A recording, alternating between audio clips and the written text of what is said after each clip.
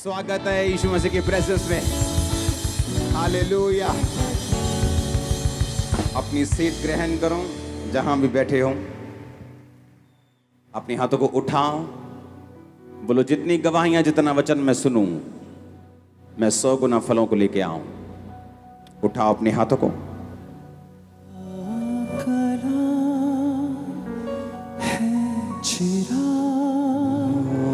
मेरी राहों की रोशनी अपने दिल में मैंने हालेलुया। उठाओ हाथों को। सुनो मेरी बात, ये भवन तैयार नहीं था, हम परमेश्वर ने धक्के से भेजा है हमें।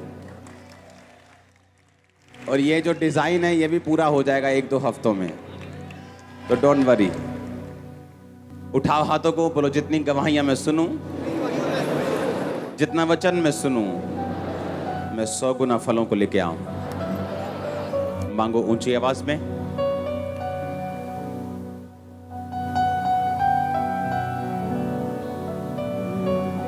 तेरे कलाम को पढ़ूं है इसी में मेरी खुशी अपने दिल में। मांगो मांगो मांगो, जो गवाही मैं सुनूं, जो वचन मैं सुनूं, 100 गुना फलों को लेके आऊं।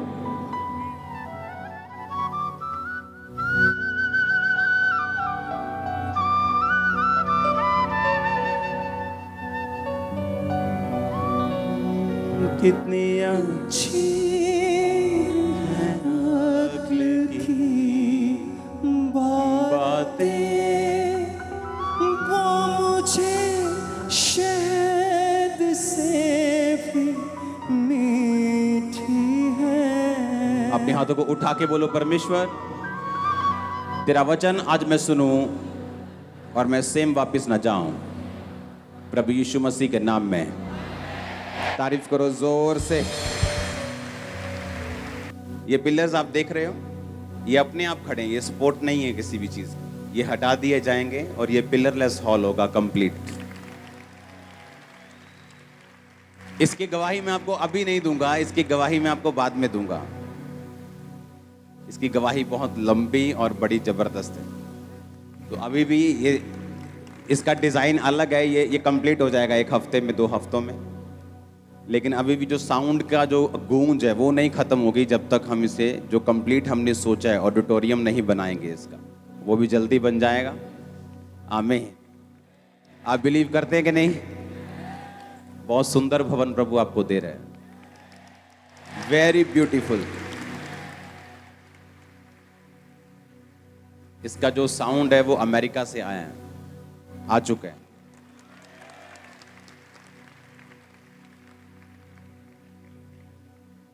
अपने पड़ोसी को बोलो ध्यान से सुन। अपने पड़ोसी को बोलो कुछ भी नहीं जो मुमकिन नहीं। बोलो बार बार।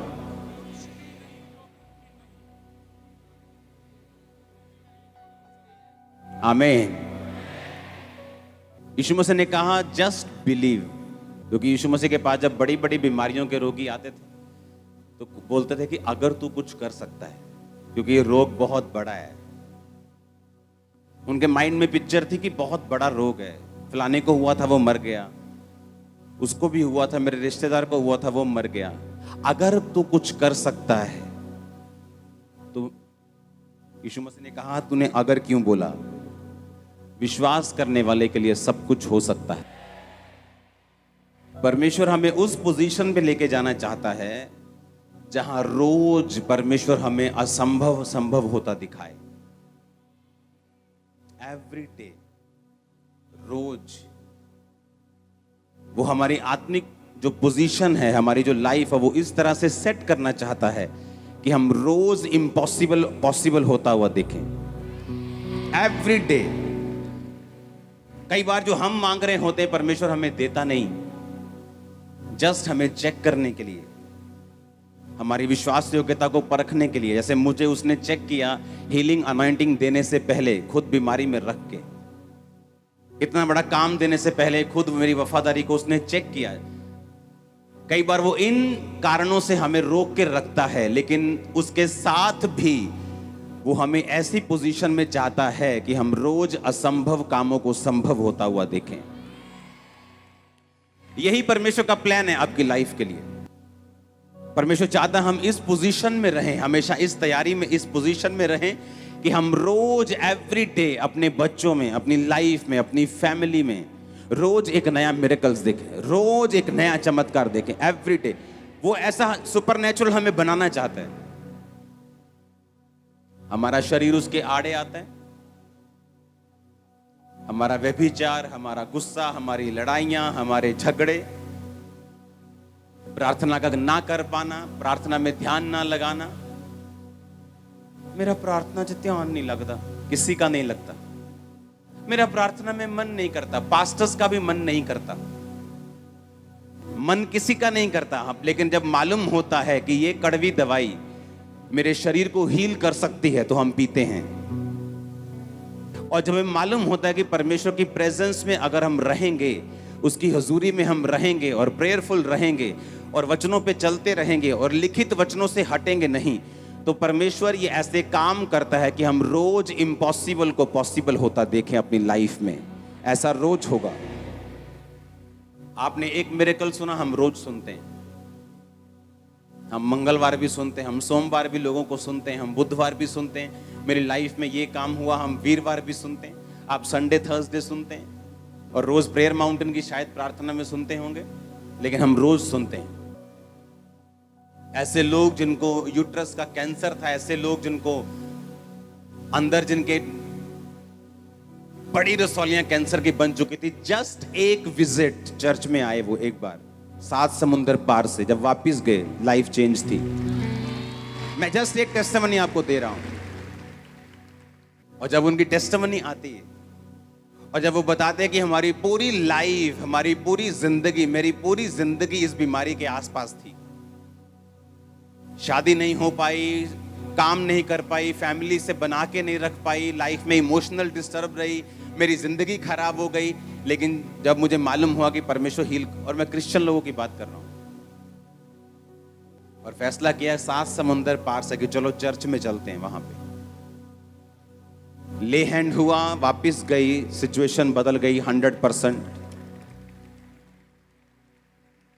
क्योंकि परमेश्वर ऐसा चाहता है, क्योंकि वो सुपरनेचुरल है, वो सामर्थी है, वो डरता नहीं, वो संभव को संभव करने वाला है। और वो ये चाहता है उसके बच्चे भी रोज ऐसा देखें और करें अपने हाथों से भी। आपके दुकान पे आप सभी को जेएमसी की दोस्तों, मेरा नाम है रोहित कुमार। आप देख रहे हैं द इशू इंस्पायर चैनल में आप सभी का स्वागत करता हूं। दोस्तों, आप सभी लोगों के बीच में लेके आ चुका हूं एक और अंकुर नरूला जी की सामर्थ्य से भरी प्रार्थनाएं, जो कि दोस्तों हर एक मसीह भाई बहनों को अपने जीवन में विश्वास करना बहुत ज़रूरी है। और अंकुर नरूला जी की प्रार्थनाओं को सुनना भी बहुत ज़रूरी है, क्योंकि मेरे प्रियो, उनकी प्रार्थनाओं से आपके जीवन में आने वाली समस्याएं और आने वाले दुख और मुसीबत दूर हो सकते हैं। और आपके पास जो दुख और मुसीबतें हैं वो सब तुम्हारे जीवन से दूर हो सकते हैं। परमेश्वर आपको बहुत सारी समस्याओं से आज़ाद करवाएगा, तुमको बहुत सारी प्रॉब्लम से दूर करेगा, तुम्हारे जीवन के सारे दुख और तकलीफ़ों को दूर करेगा और परमेश्वर आपको बचाएगा। क्योंकि मेरे प्रियो, प्रभु का कहना है, जो भी व्यक्ति अपने जीवन में विश्वास के साथ या तन और मन से प्रभु के वचन की उपासना करता है, प्रभु के वचन को पढ़ता है, तो प्रभु कहता है कि वो उसके जीवन के सारे दुख और तकलीफ़ों को दूर कर देता है। प्रभु उसको हर एक बंधन से आज़ाद कर देता है और आपके जीवन के सारे दुख और तकलीफ़ों को दूर कर देता है। इसीलिए जितने मेरे मसीह भाई बहन हैं, मैं आप सभी लोगों से कहना चाहता हूं कि आप लोग विश्वास रखना सीखो, प्रभु के वचन के तहत चलना सीखो। वो सर्वशक्तिमान परमेश्वर आपके जीवन के सारे दुख और तकलीफ़ों को दूर करेगा। वो आपको हर एक संकट से, हर एक प्रॉब्लम से बचाएगा। क्योंकि मेरे प्रियो, आज हमें अपने जीवन, जैसे कि एक विकलांग व्यक्ति, मैं आपको बताना चाहता हूं और आपको समझाना चाहता हूं एक उदाहरण दे करके। दोस्तों उदाहरण ये है कि जैसे कि एक विकलांग व्यक्ति होता है, वो बिना बैसाखी के यानी कि बिना सहारा के वो चल नहीं सकता।